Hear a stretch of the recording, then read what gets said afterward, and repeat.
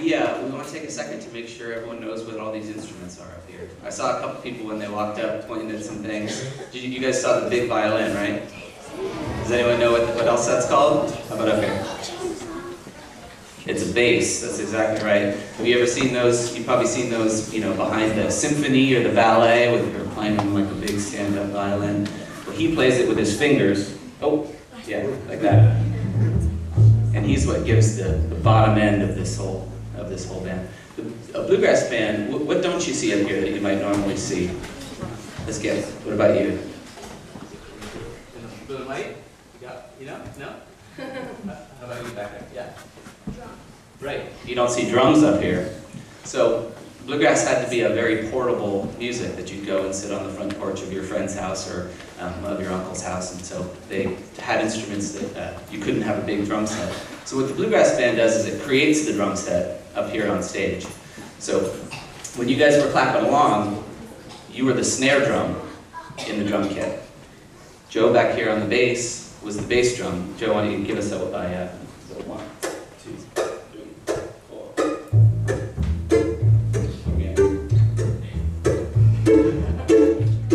So every time Joe hits on the 1, I'm hitting the snare drum. So we're going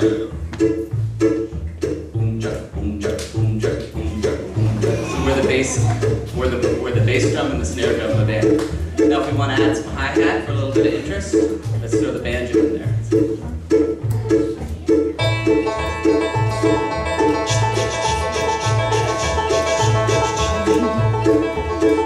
Now when we want to add some chords, because we're going to play a song now, we're going to throw the guitar in there.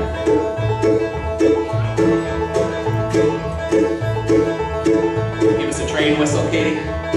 Then we want some color. We want something that makes it sound like a lonesome train's coming down the track.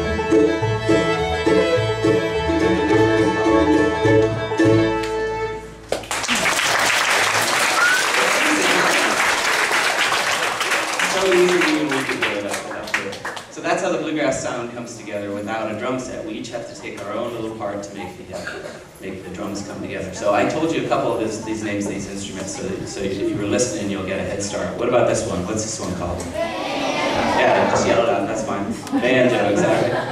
Has anyone seen one of these weird instruments before? This is crazy. Yell it out if you know what this one is. Wow, you guys are on top of it. How many people have a guitar at home? Yeah? That's great. Yeah, I do it. That's great. Okay. All right. Nice. So we told you what this one was. That's the bass. This one you might know too. What about this one? That's not a violin. That's a fiddle.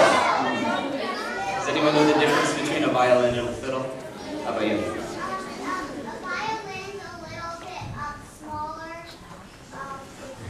You know what the weird thing is?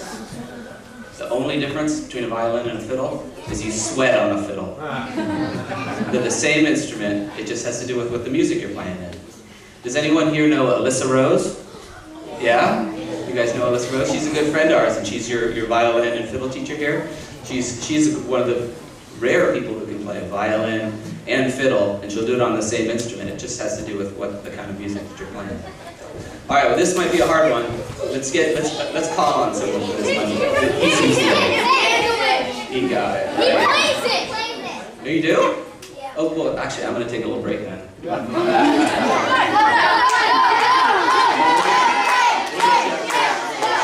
him up here afterwards too. We have a little bit of time left. But that's right. This is a mandolin, and a mandolin is the same place in its family as the violin is. Just like there's a cello, there's something called a mandocello. And this is tuned exactly the same as the fiddle. It's just I play it with a pick, and I have double strings. Instead of 4 strings, I have 8. So those are the main instruments in bluegrass. You can also get a slidey guitar, that they call a dobro, or a resophonic guitar. Those are the main ones you'll see in here. Now we'll have time for a couple questions here, and then we want to get back to playing music, and then you think of a couple more, we can probably get to them.